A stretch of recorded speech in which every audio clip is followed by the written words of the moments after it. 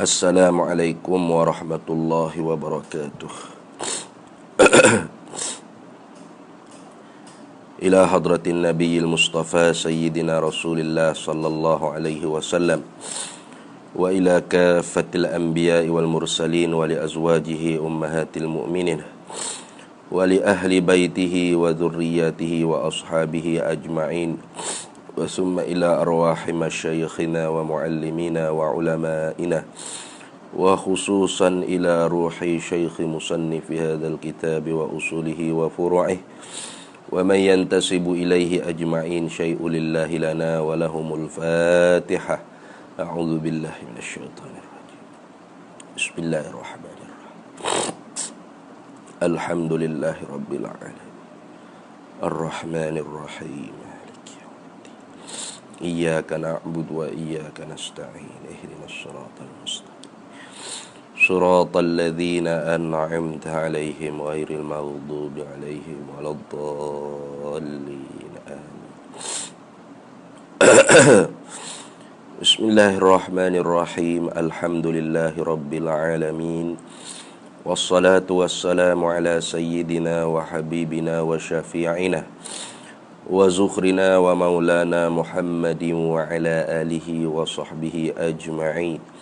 Subhanaka la ilma lana illa ma 'allamtana innaka antal alimul hakim wa la hawla wa la quwwata illa billahil aliyyil azim wa la hawla wa la quwwata illa billahil aliyyil azim. Allahumma aftah alaina futuhal 'arifina bika bil hikmah waftah alaina min ladunka ilma kama fatahta ala sayyidina Muhammadin sallallahu alaihi wasallam bihaqqi Taha sayyidil kaunaini wa jaddil hasanaini abil batuli wal qasimi. Rabbana iftah bainana wa baina qaumina bil haqq wa anta khairul fatihin. Rabbi shrah li sadri wa yassir li amri wahlul 'uqdatam min lisani yafqahu qawli. Saddid lisani wahdi qalbi bihaqqi jaddina sayyidina Rasulillah sallallahu alaihi wa ala alihi wa sahbihi wa sallam. Rabbi yassir wa la tu'assir wa tammim bil khair ya karim, amma ba'd.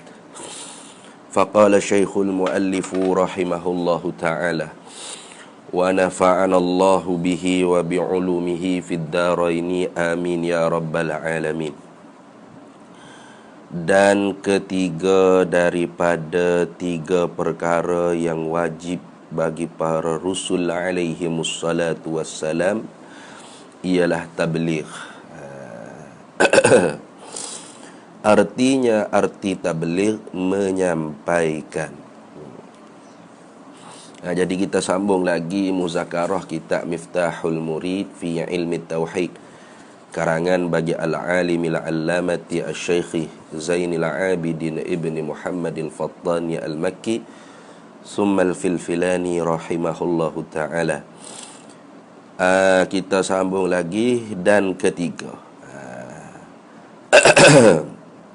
Jadi dalam kitab Miftahul Murid ni nampak gayanya Syekh Zainul Abidin, beliau memperjalani pendapat di atas Imam Maturidi atau mazhab Maturidiyah, iaitu membilangkan sifat Rasul alaihi wassalatu wassalam dengan secara tafsilinya hanya tiga saja. Tidak sama seperti Asy'ariyah. Para alim ulama yang mengikut bagi Imam Abil Hasan al-Asy'ari, dipanggil Asy'ariyah, mereka membilang para rasul tu mempunyai sifat yang secara tafsilinya 4 sifat, 4 perkara. Mana? Siddiq, amanah, tabligh dan fatanah.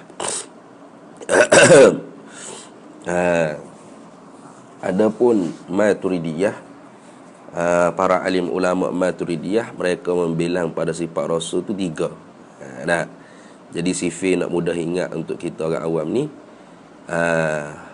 Maturidiyah membilang sifat ketuhanan itu banyak, sifat kerasulan itu sikit. Asy'ariyah membilang sifat ketuhanan itu sikit, membilang sifat kerasulan itu banyak. Mana banyak pun tidak ada banyak makna, tambah saja pak iaitu fatanah, itu Asy'ariyah. Kerana Asy'ariyah dia tidak melazimi orang yang menyampai itu mesti cerdik. Bahkan mesti lagi kena ada satu sifat, selain daripada tabligh, mesti dia kena fatanah. Jadi di sisi Asy'ariyah tidak berlaziman lah, tidak lazim melazimi, tidak automatik. Bila dia tabligh itu mesti kena fatanah. Dah. Tapi kalau kalau Maturidiyah, kalau mazhab Maturidiyah mereka memperjalani di atas pendapat bahawasanya sifat fatanah itu melazimi bagi sifat tabligh. Artinya kalau seorang tu menyampai pasti dah kena cerdik, gitu. Maka kerana itu mereka tidak bilang lagi fatanah, kerana fatanah itu sudah termasuk dalam sifat tabligh. Tu menyampaikan kepada orang yang diperintah untuk menyampaikan, itulah cerdik dia panggil. Tu menyampaikan kepada yang layak disampaikan, itulah dipanggil cerdik. Maka tidak syak ragu-ragu lagi, para Rasul alaihi wassalatu wassalam mereka menyampaikan kepada yang layak disampaikan.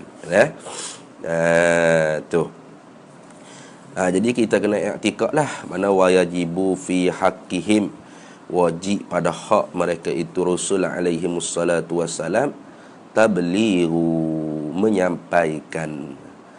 Tapi menyampai ni menyampai semua kah? Tengok dah. Kaitlah tu. Barang yang disuruh akan mereka itu Rasul dengan menyampaikan akan umatnya, umat mereka itu Rasul. Tu jadi bersifat dengan tabligh ni pada perkara hak disuruh sampai oleh Allah Ta'ala kepada umat. Artinya tabligh tak boleh berhenti setakat itulah. Tablighu ma umiru bitablighihi lil khalqi, ay lil ummati. Tu tabligh sini ni tabligh menyampai akan barang, akan wahyu, akan hukum hakam, akan ilmu, segala ulum, segala ilmu-ilmu, umiru bitablighihi lil khalqi, yang diperintahkan oleh Allah Ta'ala akan mereka itu Rasul, bitablighihi lil khalqi, dengan menyampaikannya barang tadi itu lil khalqi, kepada makhluk, yakni kepada umat. Jadi bukan semuanya disuruh menyampai. Daripada sinilah difahamkan bahawasanya wahyu itu ada 3 perkara. Tu ada 3 jenis. Wahyu tu ada 3 jenis belaka. Mana? Pertamanya ma umiru bitablighihi, wahyu yang diperintah oleh Allah Ta'ala akan mereka itu Rasul tu dengan menyampai. Maka hak wahyu jenis ni lah para Rasul alaihi wassalatu wassalam mesti menyampai, mesti bersifat dengan tabligh. Tu mustahil mereka itu kitman, menyembunyi. Tentu tidak. Mustahil dengan makna istihalah lah, kerana kitman tu orang panggil mustahil. Tentu tidak para Rasul alaihi wassalatu wassalam bersifat dengan kitmanu ma umiru bitablighi, menyembunyikan wahyu, ilmu, hukum hakam yang diperintahkan dengan oleh Allah Ta'ala akan mereka itu Rasul dengan menyampaikan. Tentu tidak. Artinya wahyu hak jenis ma umiru bitablighihi, mesti para Rasul tu tabligh. Tentu tidak para Rasul tu kitman. Kitman artinya menyembunyi. Tu. Kemudian kalau wahyu ma khuyiru bitablighihi, wahyu yang diberi pilih oleh Allah Ta'ala akan mereka itu Rasul dengan menyampai. Tu wahyu yang diberi pilih oleh Allah Ta'ala akan mereka itu Rasul dengan menyampai, au bikitmani. Yang pertama tadi ma umiru bitablighihi lil khalqi, 1. Yang keduanya ma khuyyiru bitablighihi au bikitmanihi lil khalqi. Dua. Nah, wahyu yang diberi pilih oleh Allah Ta'ala akan mereka itu Rasul alaihimus salatu wassalam dengan menyampaikan atau menyembunyikan kepada makhluk. Maka pada wahyu yang seperti ini, ilmu yang seperti ini, hukum hakam yang seperti ini, maka tidak ada kewajipan di atas Rasul itu bersifat dengan tabligh, dan tidak ada ketentu tidakkan, kemustahilan para Rasul itu bersifat dengan kitman. Kena ingat tu. Kerana diberi pilih. Mana ustaz? Contoh wahyu yang diberi pilih oleh Allah Ta'ala akan mereka itu Rasul tu untuk menyampaikan atau menyembunyikan. Seperti contoh ni banyaklah. Contohnya seperti wahyu tentang nama-nama orang munafikin di Madinatul Munawwarah. Maka Rasul alaihi wassalatu wassalam. Tapi ini contoh bagi Nabi kita Muhammad sallallahu alaihi wasallam. Maka Nabi kita Muhammad sallallahu alaihi wasallam diberi pilih nak menyampaikan kepada siapa, nak menyembunyikan kepada siapa. Tidak mengapa. Tidak wajib di atas nabinya bersifat dengan tabligh, dan tidak mustahil, tidak tentu, tidak istihalah lah di atas Rasul, atas Nabi Muhammadnya bersifat dengan kitman. Mana? Pada wahyu yang bersifat dengan khuyyiru bitablighihi au bikitmanihi lil khalqi. Nah, wahyu yang diberi pilih mereka itu Rasul dengan menyampaikan atau menyembunyikan kepada umat. Maka kerana itu Nabi Muhammad sallallahu alaihi wasallam ada memberitahu kepada setengah-setengah sahabat, seumpama Sayyidina Huzaifah ibn al-Yamani, siapakah nama-nama orang munafik yang berada di Madinatul Munawwarah. Hatta Sayyidina Umar yang rafiq dengan Nabi sallallahu alaihi wasallam pun tidak tahu. Itu tidak tahu. Hingga-hingganya ketika mana Rasulullah hidup tu tak ada hal lah. Sayyidina Umar kata, aku tahu kata orang tu orang mukmin, orang munafik itu dengan sebab Rasulullah yang hadir pada sembahyang mayat satu orang tu. Maka setelah mana Rasulullah sallallahu alaihi wasallam intiqal, wafat, maka kepada siapakah Sayyidina Umar buat contohnya, jadi kepada siapakah Rasulullah Sayyidina Umar bin Al-Khattab buat orang panggil contoh, buat orang panggil tempat contoh, tempat tauladannya, iaitu kepada Sayyidina Huzaifah ibn al-Yamani. Tu kerana Sayyidina Huzaifah lah salah seorang daripada sahabat Nabi SAW yang mengetahui siapakah orang munafik yang berada pada Madinah. Maka Sayyidina Umar dia tengok, kalau Huzaifah pergi semayang mayat orang tu, maka tanda kata bahawasanya orang tu mukmin lah. Kalau Sayyidina Huzaifah ibn al-Yamani tidak semayang pada mayat seorang tu, maka tandanya seorang tu munafik. Sekejap Hello, Assalamualaikum. Ya, siapa ni?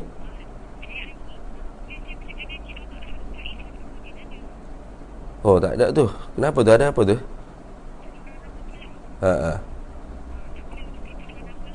Okey. Baik.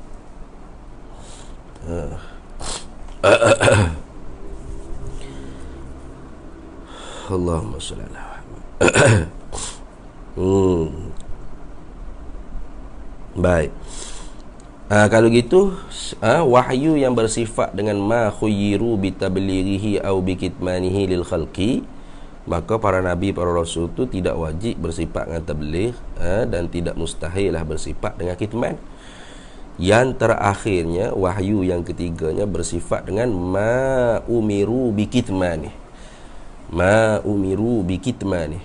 Wahyu, ilmu, hukum hakam yang diperintah oleh Allah Ta'ala akan mereka itu Rasul alaihi wassalatu wassalam bikitmanihi lil khalqi, dengan menyembunyikannya kepada makhluk.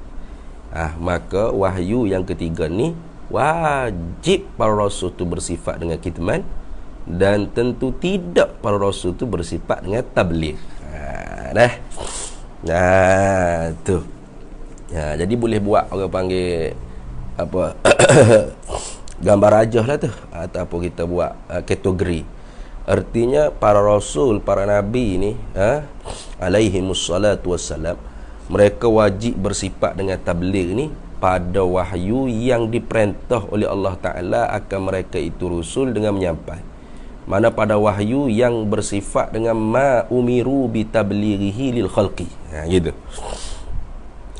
Wahyu yang bersifat dengan ma umiru bi tablighihi lil khalqi, inilah para nabi, para rasul tu wajib bersifat dengan tabligh, dengan menyampai. Dan tentu tidak para nabi, para rasul tu bersifat dengan kitman, menyembunyikan. Adapun wahyu selain daripada ni, maka tidak ada satu kewajipan di atas rasul tu bersifat dengan tabligh. Mana?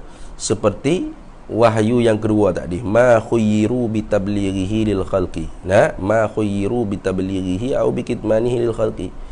Maka pada wahyu yang bersifat dengan diberi pilih rasul tu untuk menyampai atau menyembunyi kepada makhluk, maka harus para rasul tu bersifat dengan tabligh, harus juga bersifat dengan kitman. Begitu juga wahyu yang ketiga, iaitu ma umiru bi kitmanihi lil khalqi. Wahyu yang bersifat dengan mesti para rasul tu menyembunyi, tak boleh diriwayat, tak boleh menyampai. Maka wahyu yang seperti itu wajib pula rasul tu bersifat dengan menyembunyi, dan mustahil, tentu tidak, istihalah pula para rasul tu bersifat dengan tabligh. Jadi kalau orang buat teka, rasul ni mustahil bersifat dengan tabligh, mustahil bersifat dengan tabligh, ya, pada wahyu yang bersifat dengan wajib menyembunyikan. Mana? Ma umiru bi kitmanih. Wahyu yang disifatkan dengan wajib menyembunyi, maka para rasul tu tak menyampai wala satu. Apa wahyu tersebut? Tidak ada siapa dia yang tahu. Tidak ada sesiapa pun yang mengetahui. Kenapa? Kerana mustahil para rasul tu khianat. Bila sebut kata wajib mereka tu menyembunyi, bermakna berdosa, haram, tiada harus, yakni haram para rasul tu menyampaikan. Bahkan kalau menyampai juga khianat, berdosa para rasul. Sedangkan kita belajar dah sebelum ni, para rasul tu amanah, mana ismah, terpelihara daripada mengerjakan perkara yang dicegah, perkara yang dilarang. Maka pada wahyu yang disifatkan dengan ma umiru bi kitmanihi lil khalqi, wahyu yang diperintah oleh Allah Ta'ala akan mereka itu rasul dengan menyembunyikan wahyu tersebut daripada disampaikan kepada makhluk, wajib pula rasul tu bersifat dengan kitman, dan tentu tidak rasul tu bersifat dengan tabligh. Ingat tu, tu. Lepas tu kita duk bercara ni, rasul wajib bersifat dengan tabligh, wajib bersifat dengan tabligh, wajib menyampai, wajib menyampai. Wajib bersifat dengan tabligh, wajib menyampaikan di sini ni pada wahyu yang diwajibkan mereka itu dengan menyampaikan. Iaitu wahyu ma umiru bi tablighihi lil khalqi. Wahyu yang diwajibkan oleh Allah Ta'ala, yang diperintah, mana perintah ni memang wajib lah, al-amru haqiqatan lil wujub. Perintah-perintah ni asalnya memang hakikatnya wajib lah. Maka wahyu yang diwajibkan oleh Allah Ta'ala akan mereka itu rasul dengan menyampaikannya wahyu kepada makhluk, wahyu seperti inilah para rasul tu mesti bersifat dengan tabligh. Mana? Mesti menyampaikan. Tu. Tidak ada satu pun wahyu yang seperti ini disembunyikan oleh para nabi, para rasul. Pasti disampaikan, walau satu huruf. Pasti para nabi, para rasul tu menyampaikan wahyu yang bersifat dengan umiru bi tablighihi lil khalqi. Ingat baik-baik. Tu. Ada pun orang panggil wahyu yang bersifat dengan diberi pilih, maka haruslah para rasul tu bersifat dengan tabligh ataupun bersifat dengan kitman. Tu. Ada pun wahyu yang bersifat dengan wajib menyembunyi, maka wajib rasul tu bersifat dengan kitman. dan tentu tidak, istihalah, mustahil lah para rasul tu bersifat dengan tabligh. Jadi kalau orang tanya sifat tabligh para rasul ni, boleh jawab ada kalanya wajib, ada kalanya harus, ada kalanya mustahil. Ada tu ni. Tu kalau orang tak mengaji, hanya baca buku saja, dia pasti terkejut lah. Macam mana wajib ke para nabi, para rasul tu bersifat dengan tabligh? Dia akan terkejut lah. Macam mana jadi gitu? Pelik tu. Tak ada pelik tu.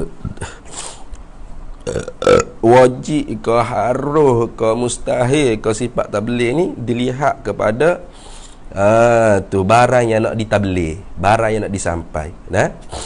Kalau barang yang nak disampai tu wajib, maka wajib para rasul bersifat dengan tabligh. Kalau barang yang nak disampai tu harus rasul menyampai, maka harus rasul bersifat tabligh. Kalau barang tu dilarang oleh Allah Ta'ala daripada menyampai, maka mustahil para rasul tu bersifat dengan tabligh. Tu tanda molek-molek. Tu ni. Tanda molek-molek. Kalau orang tak mengaji dengan tok guru, maka dia tak tahu waktu tu. Duk kira Nabi ni wajib tabligh, wajib menyampai. Menyampai kan orang menyampai habis semua. Menyampai semua, tapi semua tu barang yang diperintah oleh Allah Ta'ala akan mereka itu dengan menyampai. Mana tablighu ma umiru bitablighihi. Kalau orang panggil tablighu ma umiru bitablighihi, maka sifat tabligh pada rasul tu wajib, wujub, mesti rasul menyampai apa? Barang yang diperintah oleh Allah Ta'ala akan mereka itu menyampai. Kalau barang tu diberi pilih, maka harus para rasul tu bersifat dengan tabligh. Kalau barang tu dilarang oleh Allah Ta'ala daripada menyampai, ma umiru bikitmani, bahkan diperintah oleh Allah Ta'ala akan mereka itu rasul dengan menyembunyikan, maka ketika itunya mustahil para rasul tu bersifat dengan tabligh. Jadi kalau kita tanya sifat tabligh bagi rasul ni, wajib ke harus ke mustahil, jawabnya ada kala wajib, ada kala harus, ada kala mustahil. Lagu mana ada kala gitu? Tilik pada wahyu tu bagaimana? Wahyu tu bersifat dengan wajib menyampai, wajib para rasul bersifat tabligh. Wahyu tu disifatkan dengan harus menyampai, harus bersifat dengan tabligh.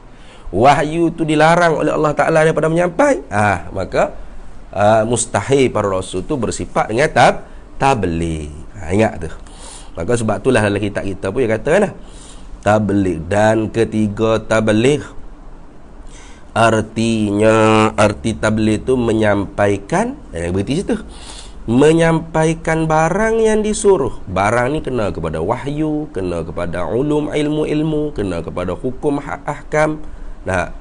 Barang yang ni hukum hakam, ilmu-ilmu, wahyu yang disuruh yakni oleh Allah Ta'ala akan mereka itu rusul alaihimus salatu wassalam. Disuruh takluk pada kata disuruh dengan menyampaikan akan umat mereka itu rusul alaihimus salatu wassalam.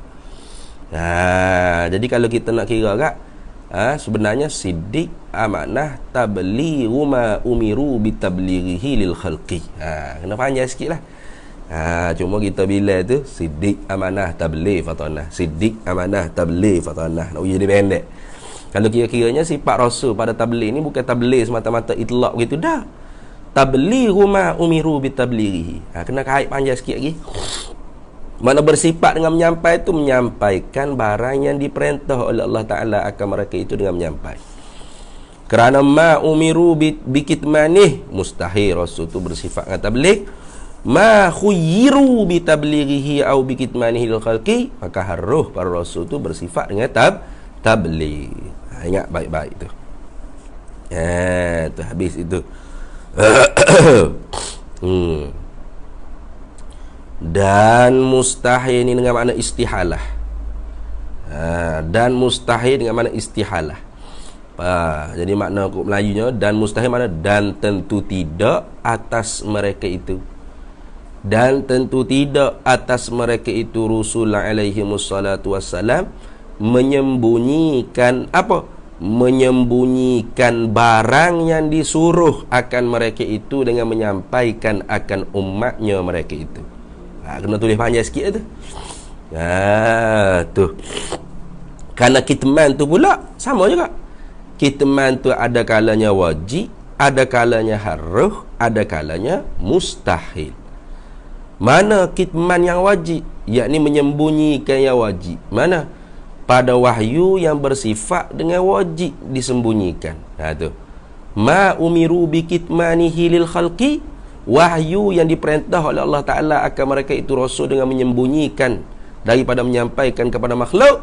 Ketika itu sifat kitman kepada rasul tu wajib. Tu mesti wujub. Mesti rasul bersifat kitman. Kalau tidak khianat aja dia. Tu. Tu kitman pada ma khuyyiru bi tablighihi au bi kitmanihi lil khalqi harus. Wahyu yang diberi pilih mereka itu rasul oleh Allah Ta'ala dengan menyampaikan ataupun menyembunyi kepada makhluk. Ketika itunya sifat menyembunyikan wahyu yang diberi pilih oleh Allah Ta'ala akan mereka itu rasul, itu harus. Maka harus rasul tak bagi tahu kepada sahabat Sayyidina Umar, Sayyidina Abu Bakar, siapakah nama-nama orang munafik yang ada pada Madinah. Harus. Tak ada berdosa rasul ketika tu. Tu.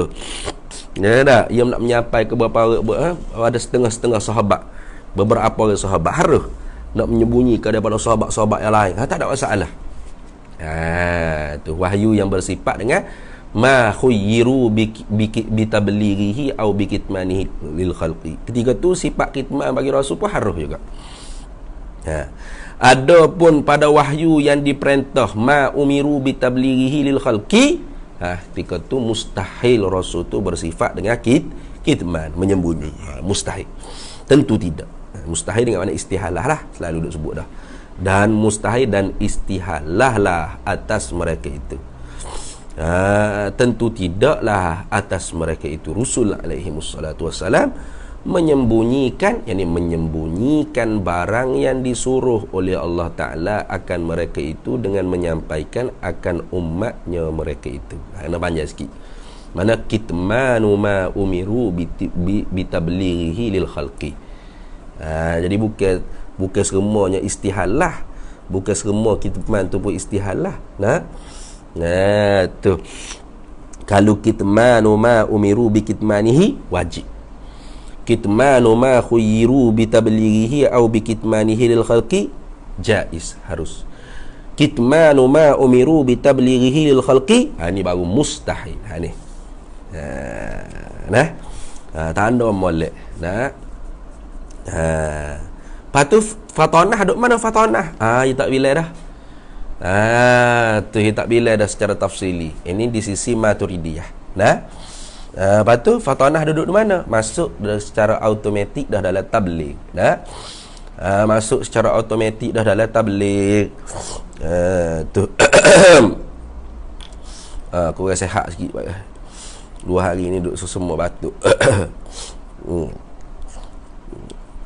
Tak apa nak urut anak. Dah. Banyaklah tu.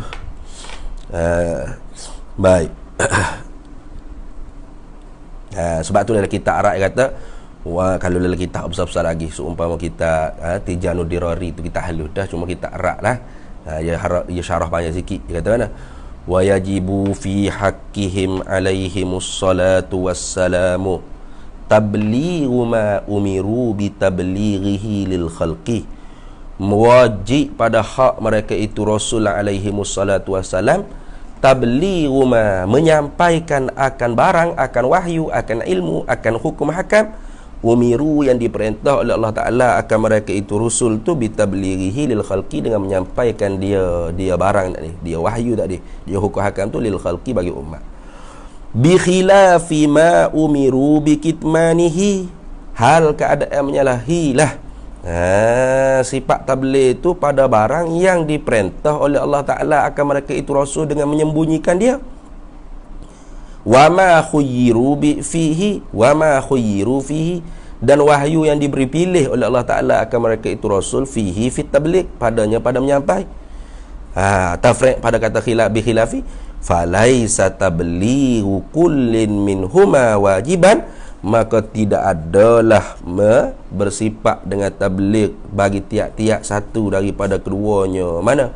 Ma umiru bi kitmanih ma khuyiru bi tablighi itu wajiban, tidak wajib. Nah. Bahkan bukan setakat tu, bal yajibu kitmanu ma umiru bi kitmani.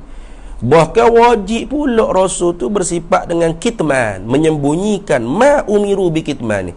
Wahyu yang diperintah oleh Allah Ta'ala dengan mereka, akan mereka itu dengan menyembunyikan. Wala yajibu alaihim syai'un fima khuyyiru fihi, dan tidak ada jenis kewajipan lah di atas mereka itu Rasul oleh sesuatu pun fima pada barang, pada wahyu khuyyiru fit tablighi, yang diberi pilih oleh Allah Ta'ala akan mereka itu Rasul pada menyampaikan. Artinya harus. Jadi kalau orang tanya sifat tabligh ni mesti wajib ke bagi Rasul, jawabnya ada kala wajib, ada kala harus, ada kala mustahil. Sama juga menyembunyi ni tentu mustahil ke atas Rasul, jawabnya ada kala mustahil, ada kala wajib, ada kalanya harus. Itu baru orang cermat dalam menjawab. Dah. Tuh.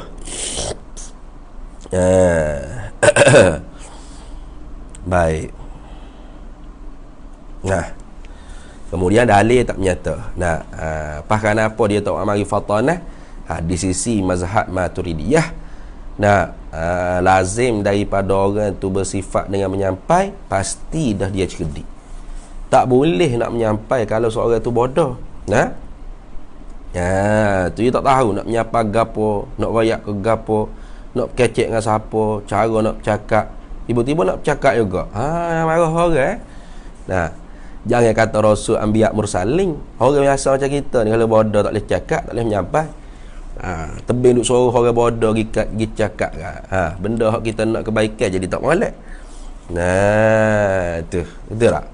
Cuba tengok Nah, orang lantik duta-duta ni tak? Orang lantik duta-duta juru cakap antara negara dengan negara. Cari hak cerdik-cerdik. Tak boleh orang bodoh-bodoh tak kerti bahasa Inggeris berapa nak bercakap. Nyanyi gitu hancur negara, hubungan antara negara tu dengan negara ni kalau dah latih duta bodoh-bodoh. Maka lazim daripada orang tu menyampai, pasti dia cerdik. Maka kerana tu Maturidiyah, dia tak bila dah sifat fatanah. Kenapa? Masuk dengan secara lazim. Lazim ni mana wajib, automatik, secara tikam turut dia panggil. Nah, bila seorang tu bersifat ngata beli, pasti dah dia cerdik. Tu di sisi pendapat Maturidiyah lah. Sebab itulah menyampaikan kepada orang yang berhak disampai, itulah tandanya cerdik. Tu ulama dia kiasin ni lah. Ilmu tu ada hak mesti disampaikan. Mana? Seperti ilmu tauhid fardu ain, ilmu fiqh fardu ain, ilmu tasawuf fardu ain. Ini dia panggil ilmu yang wajib kita kena sapa ke segenap lapisan masyarakat, kerana fardu ain. Tu seumpama tauhid kita belajar ni. Nah, fiqh fardu ain. Nah, kena tahu hukum sah batal dia, rukun, syarat sah, syarat wajib, syarat bagi tiap-tiap rukun. Itu orang panggil fiqh fardu ain. Nah, sama juga tasawuf. Tasawuf ada fardu ain. Mana? Takhalli mazmumah. Kenal sifat-sifat mazmumah, kita usaha untuk kikis daripada diri kita. Tahalli sifat mahmudah. Kenal sifat-sifat yang dipuji oleh Allah Ta'ala, usaha ke mujahadah ke diri kita untuk bersepakat dengan sifat-sifat tersebut. Lebih pada tu tidak fardu ain dah. Sebab tu tak orang panggil tak berapa nak betul lah kalau orang tu duduk mengajar di masjid surah tu, nah, ilmu tasawuf bak tajalli maqama ahwal, nah, benda hak bukan fardu ain. Nah, tiba-tiba dia pergi sapa ke orang seumpama fardu ain, itu orang panggil tak cerdik. Nah, tak cerdik. Nah, itu ni. Sebab tu kata Sayyidina Ali, kallimin nasa biqadri uqulihim, atau ada juga dengan kata kallim ma'an nasi biqadri uqulihim. Bercakaplah serta manusia tu dengan sekadar akalan dia. Kallimin nasa biqadri uqulihim. Bercakaplah akan manusia itu dengan sekadar akalan dia. Tanda kata kita tu cerdik, bijak, kita tengok orang juga nak bercakap ni. Kalau jenis orang hak mubtadi, patut bercakap benda begini. Kalau orang mutawassi, barulah kita bercakap sikit. Nah, bahkan tidak bolehlah orang panggil kita tu nak menjaja-jaja ilmu-ilmu seumpama ilmu hakikat tu. Nah, ilmu-ilmu yang tidak fardu ain, tidak semestinya ilmu hakikat saja. Ilmu yang tinggi-tinggi seumpama fiqh tu ada usulul fiqh, qawaid fiqhiyah. Itu tak perlu pun kita nak mengajar di masjid surau tu. Nah, usulul fiqh, qawaid fiqhiyah. Tu kerana bukan makanan orang awam. Itu makanan penuntut ilmu. Tak ilmu kalam ni kita duk syarah awam fi ilmil kalam, duk bahas hak dalam-dalam, jauhar, jiring, makulat aina, makulat mata, makulatul aina, makulatul kami, makulatul infi'a, duk syarah banyak-banyak. Itu tak perlu orang panggil. Seolah-olahnya kita tu digatungkan intan berlian di tekak babi, kata ulama. Kerana ia kiyah dengan hak tadi, dengan pembahagian wahyu tadi. Nah, jadi Nabi pun wahyu tu ada hak diperintahkan dengan menyampai, maka hak inilah Nabi bersifat dengan tabligh. Mesti bersifat dengan tabligh, tentu tidak menyembunyi kitman. Ada pun ilmu wahyu hak bahasa diberi pilih, maka Nabi pilihlah siapa-siapa hak dia nak siapa, hak layak nak menyapa atas kebijaksanaan Nabi. Bukan duk menyapa belakang habis segala benda mak neka, tidak. Itu. Ada pun wahyu yang diperintah dengan menyembunyi, maka sekali-kali Nabi itu tidak menyampaikan amanah dengan Allah Ta'ala, tak akan menyampaikan. Dah ingat situ. Itulah tanda kata cerdik. Itulah tanda katanya cerdik para rasul. Jadi fatanah dengan tabligh pada diri rasul tu memanglah lazim berlaziman. Tetapi fatanah pada diri kita orang biasa ni tidak berlaziman dengan tabligh. Kerana didapatkan juga di kalangan manusia biasa ni bersifat dengan tabligh, ceramah ke hulu ke hilir, jadi mutakallim, jadi ahlul bayan. Tapi tak cerdik pun ada. Ataupun ada orang cerdik, bijak, alim, tetapi tak menyampai, tak pandai nak mengajar, ada juga. Itu sifat amanah tabligh, sifat tabligh dengan fatanah di kita biasa ni tidak lazim berlaziman. Adapun di Rasul alaihi wassalatu wassalam memang tabligh dengan fatanah cerdik itu lazim berlaziman. Tetapi di sisi Asy'ariyah tidak berlazim-laziman juga. Dengan makna mana? Kena dibilangkan asing. Tu kerana cerdik yang dimaksudkan, fatanah yang dikehendaki pada sifat Rasul tu boleh menjawab merak apa yang diiktiraf oleh lawanan dia. Lawanan kata gini dia boleh jawab, dia boleh bantah, dia boleh berhujjah. Itu makna cerdik yang dikehendaki dalam sifat para anbiya mursalin. Habis itu.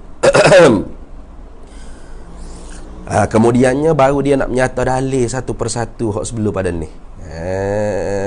Tu. Sebelum ni dia tak menyata lagi dalil. Jadi dia bila dulu sifat-sifat. Kemudian kata dianya, dan bermula dalil benar segala rusul itu. Dan bermula dalil aqli, dalil naqli. Sini awak mari dalil nakal ni.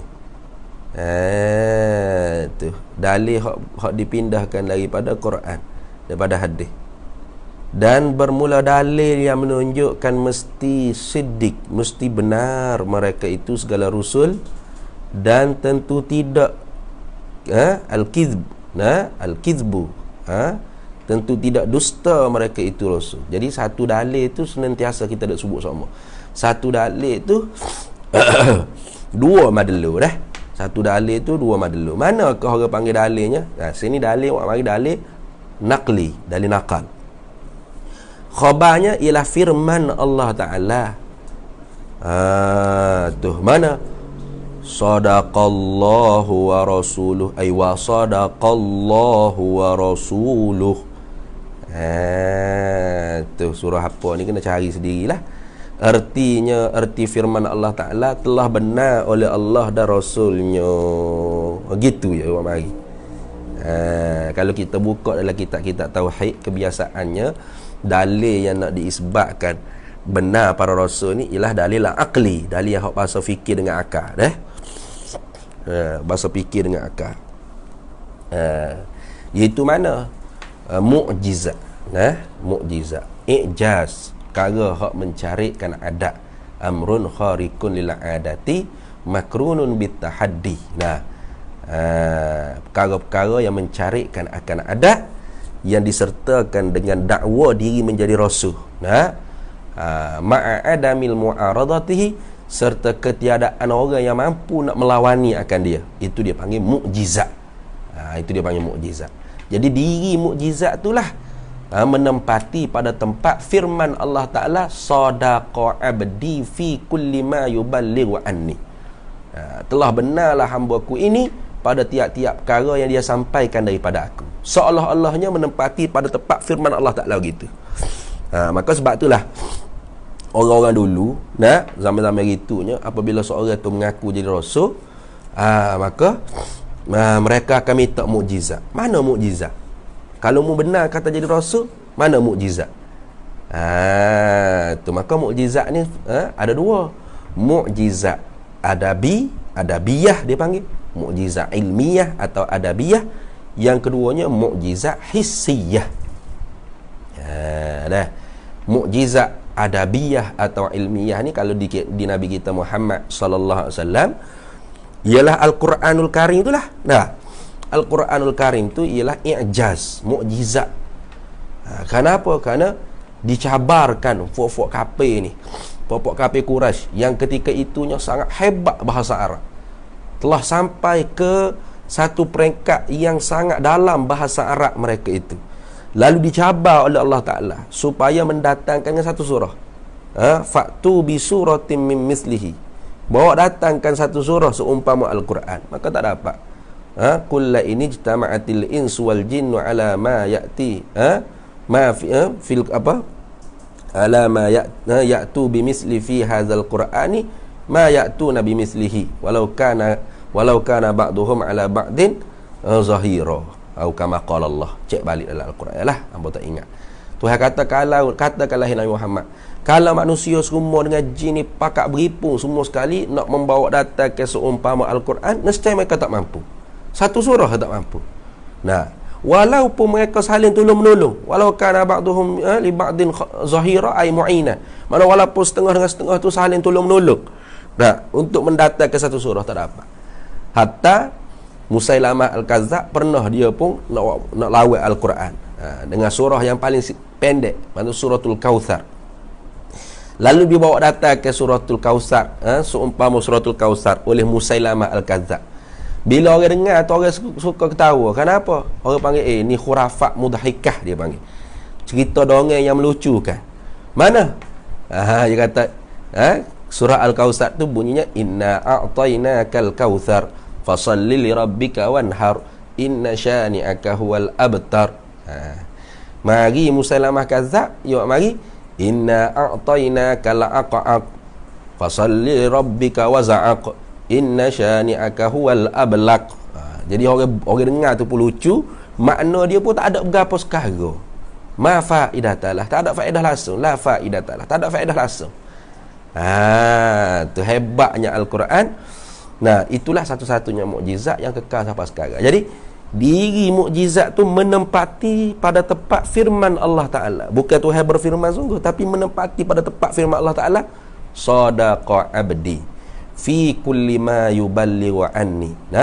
Telah benarlah hamba-Ku ini pada tiap-tiap barang yang dia sampaikan daripada aku. Seolah-olahnya menempati pada tempat firman itulah. Itu orang panggil mukjizat adabiyah atau ilmiah. Kemudian mukjizat yang keduanya dia panggil mukjizat hissiyah. Tu mukjizat hissiyah ni seumpama belah bola, keluar air ikut celah-celah jari, makanan yang sikit mencukupi pada orang yang banyak, bercakap dengan kayu batu dan sebagainya, menata-menata bercakap dengan banyak-banyak lah tu. Hak tu tak kekal lah sampai sekarang, tak ada lah kita boleh tengok. Hanya orang yang duduk di zaman Nabi je boleh lihat. Tu. Tetapi kita yakin tak benda tu berlaku? Yakin juga. Kenapa? Kerana hadis yang sampai kepada kita, khabar yang menceritakan tentang mukjizat hissiyah tu juga khabar yang mutawatir, khabar yang sampai ke peringkat mutawatir. Artinya bilangan orang yang menyampai, perawi-perawi yang menceritakan mukjizat Nabi itu tidak mungkin nak sepakat dusta. Maka khabar mutawatir ni yufidul yakin, memberi faedah yakin. Seolah-olah kita pun nampak dengan mata-mata kepala kita sendiri bahawa perkara tu benar-benar berlaku. Dah? Tu habis itu. Jadi tiap-tiap Nabi Rasul dulunya apabila mendakwa diri menjadi Rasul, menjadi Nabi, maka ketika itunya para umat ni, manusia ni, pastilah akan minta ke mukjizat. Mana mukjizat? Kerana mukjizat tu dengan makna melemahkan. A'jaza yu'jizu i'jazan fahuwa mu'jizun. Dengan makna apa? Melemahkan gulawan.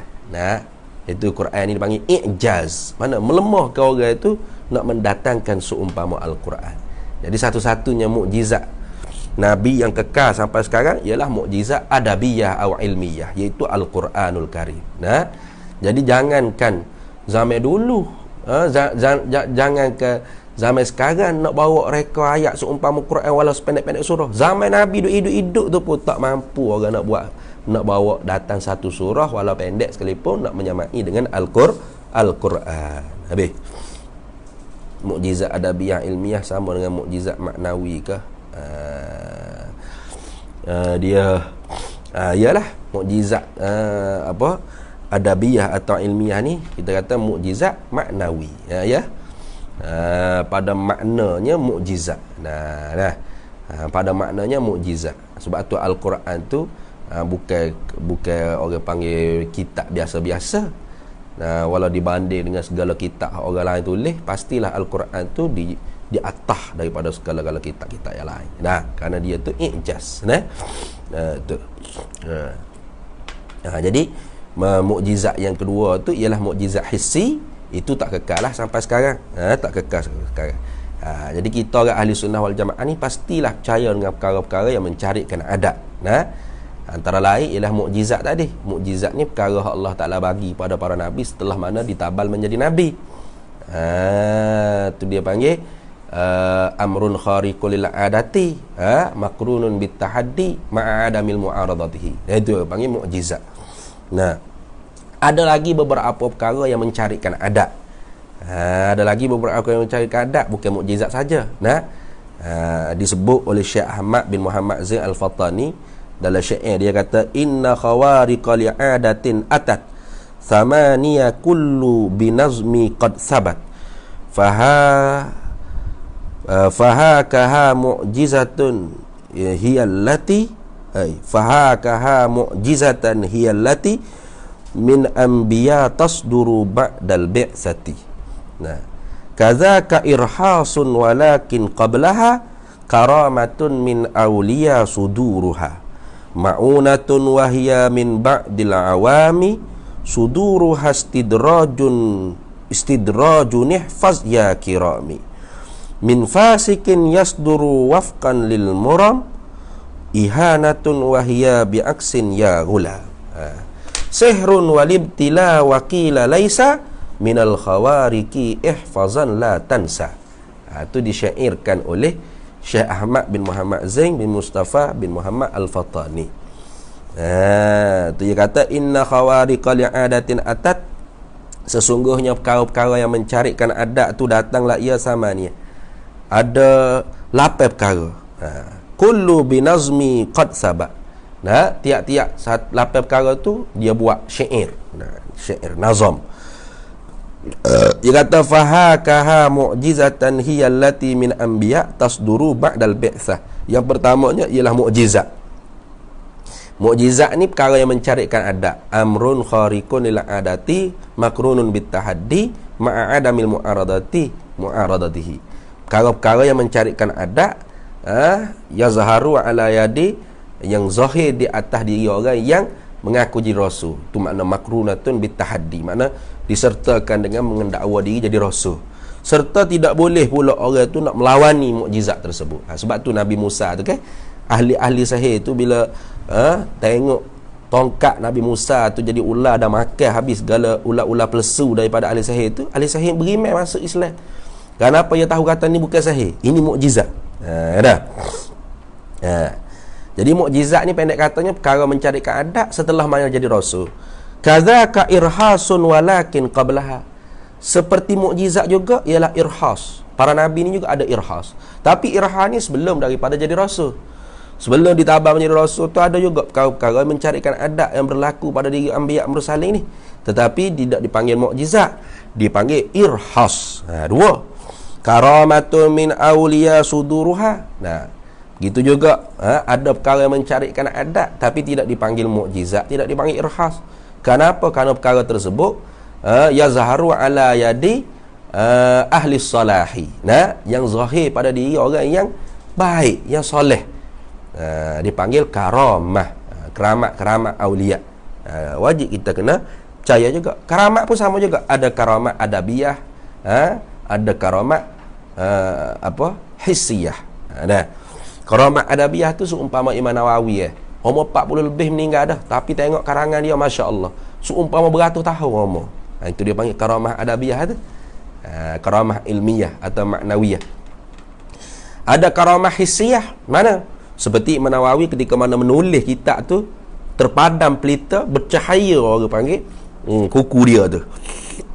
Tidak mengendalakan proses penulisan dia terhadap kitab yang dia nak menulis tu. Itu orang panggil karamah hissiyah. Kita orang ahli sunnah wal jamaah isbat belaka. Khilafan lil mu'tazilati. Khilaf bagi fuak mu'tazilah. Mu'tazilah yang ingkar karamah. Ma'unatun wahya min ba'dil awami. Nah, kemudian kalau kita orang awam hak berlaku dosa, buat kerja dosa juga, taat jaga-jaga, taat nebing-nebing, nak maksiat jaga-jaga, tiba-tiba berlaku juga perkara mencarikan adab, maka dipanggil ma'unah. Bukan keramat, ma'unah. Kerana kita bukan orang soleh, orang mukmin asi lah kalau kita kira. Orang wali ni mukmin taqi. Nah tu. Itu dipanggil ma'unah. Adapun kalau orang fasik, nah, suduruha istidrajun ihfaz ya kiram min fasikin yasduru waqfan lil mura. Kalau orang fasik, orang jahat, orang kafir, tiba-tiba berlaku perkara mencarikan adab, perkara pelik-pelik, perkara mencarikan adab serta muafakat dengan kehendak dia, itu dipanggil istidraj. Kalau tidak muafakat dengan perkara hak dia kehendak, itu dipanggil ihanah. Macam Musailamatul Kazzab, bila dia dakwa jadi rasul yang nabi tu, orang pun minta mukjizat. Mana? Setengah daripadanya orang minta dia ludah dalam telaga hak air dia tak berapa nak banyak. Bila Musailamah pergi ludah, air hak tak banyak tadi bukan setakat banyak, kering terus. Tu dipanggil ihanah. Sama juga ada orang buta minta mari supaya berubat dengan Musailamah. Dia buta sebelah mata. Bila pergi jumpa Musailamah, minta Musailamah buat mukjizat dia, daripada hak buta sebelah tu buta pula sebelah lagi, jadi buta dua belah. Itu dipanggil ihanah. Itu. Jadi hak ni hak sepakat oleh ulama. Mana? Mukjizat, irhas, karamah, ma'unah, kemudian istidraj dan ihanah. 6 ini ittifaq ulama, dia panggil amrun kharikun atau al-umuru khawarikul adab, perkara yang mencarikan adab. Adapun sihir, ibtila, dua lagi yang nak cukup jadi 8 tu berlaku khilaf ulama. Sihrun wal ibtila wa qila laisa minal khawariki ihfazan la tansa. Tu yang ketujuh, yang ke-8 ni sihir dengan ibtila. Hak ni nya ulama berkhilaf pendapat, kata ini mencarikan adab atau tidak mencarikan adab. Kata setengahnya mencarikan adab, tapi itu dhaif. Itu pendapat yang dhaif. Pendapat yang sahihnya sihir dengan ibtila ni bukan amrun kharikun lil adab. Kerana sihir ni memanglah pertama-tama kali kita lihat tu macam pelik. Tapi kalau kita tahu cara dia belajar bagaimana nak menghasilkan kaya pelik tu, maka kita sendiri pun boleh mendatangkan perkara yang pelik yang kita lihat tadi. Jadi kalau kira-kiranya sihir pun tidak termasuk dalam perkara yang mencarikan adab. Jadi hak sepakat ulama perkara yang mencarikan adab ni 6.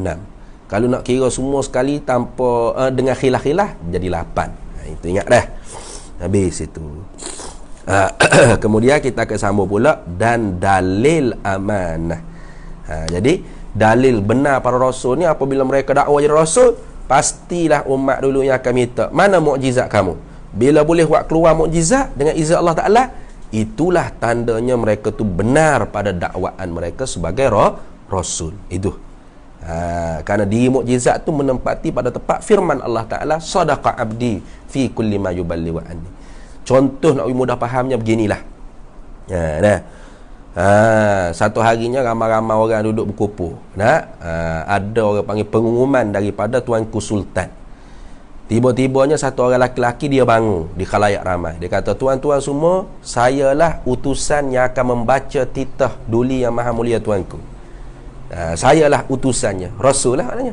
Utusan tuanku untuk membaca titah. Jadi kalau orang tak percaya, kata betul ke awak ni utusan dia? Mana dalilnya? Mana orang panggil sertifikat ke berapa tanda bukti kata awak benar-benar utusan? Lama ke hak sultan nak suruh begini, mungkin rakyat benda lain kan nyaya kami nak buat. Maka katanya utusan tadi, tanda kata benarnya saya ni ialah utusan bagi tuanku ni, ialah tuanku akan bangun duduk 3 kali. Kalau tuanku buat seperti itu, tandanya saya benar-benar utusan daripada tuanku sultan. Tiba-tiba oleh kerana raja tu benar-benar dia melantik orang tadi sebagai utusan dia, maka dia pun bangun duduk 3 kali. Jadi perbuatan sultan yang bangun duduk 3 kali itu tak bercakap pun, menempati pada tempat titah dia kepada rakyat jelata, sadaqa hadzal rajul, benarlah apa yang didakwa oleh laki-laki tadi. Itu. Jadi itu contoh nak mudah faham sajalah. Jadi nanti kita akan sambung lagi insya-Allah, dan dalil amanah itu wallahu a'lam. Bismillahirrahmanirrahim. Allahumma inna nas'aluka min khairi ajlihi wa ajlihi ma 'alimtu minhu. Nas'aluka al-jannata wa ma yuqarribu ilaiha min qawlin wa 'amalin wa niyyatin wa i'tiqad, wa na'udzubika wa ma yuqarribu ilaiha min qawlin wa 'amalin wa niyyatin wa i'tiqad. Wa nas'aluka min khairi ma salaka. Sallallahu alhamdulillah.